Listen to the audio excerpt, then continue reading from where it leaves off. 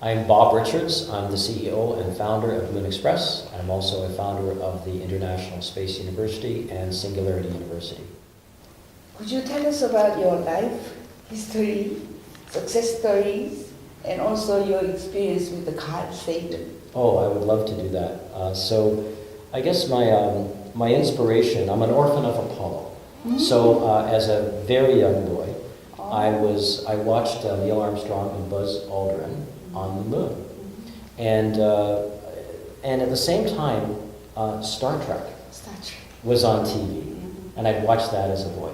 And at the same time, this is 1969, 2001: A Space Odyssey was in the theaters. Mm-hmm. So to me, and many likely of my generation, I saw the reality of people on the moon. Mm-hmm. I saw Captain Kirk flying through the galaxy in a starship. Mm-hmm. And then I saw 2001: A Space Odyssey, which talked about the destiny of our growth as an intelligent species into the universe and meeting perhaps others like us. So this created a expectation in my mind that in college and in life I'd be able to participate in these wonderful activities, but of course that didn't happen. So when I say I'm an orphan of Apollo, I meant that promise that we would be on the moon and on Mars and have these wonderful space stations and be flying through the galaxy in starships, that wasn't happening. Mm-hmm. So it was through college I was inspired to try to create some excitement among students and youth to try to make this future happen. I met a wonderful colleague who became a lifelong friend named Peter Diamandis in college, and we started institutions. We started the International Space University, we started the Space Generation, which is the idea that all human beings born since 1958 in the flight of Sputnik, the first instrument of humanity to leave the atmosphere, that we're all born members of a spacefaring generation, which is very important. And at the same time, I started seeing this television series called Cosmos, which was authored and hosted by Carl Sagan.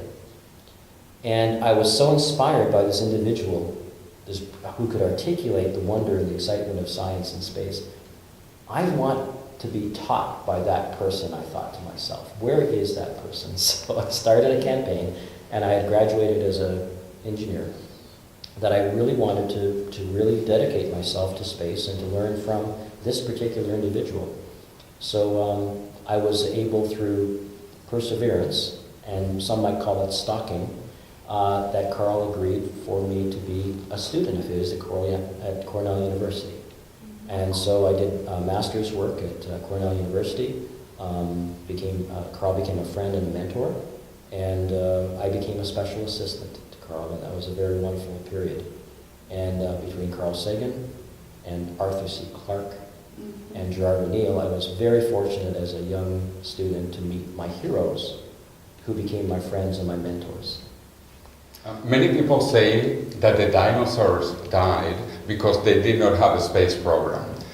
So are you optimistic or pessimistic about the future of planet Earth and the future of the moon? Fundamentally, I'm an optimist. I believe in the fundamental good of human beings and the capability of our intelligence with our growing wisdom to mature as a species.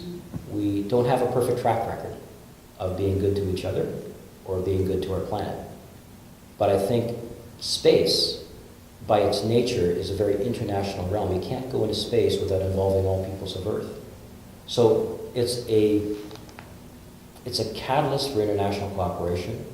It is a lever for inspiration.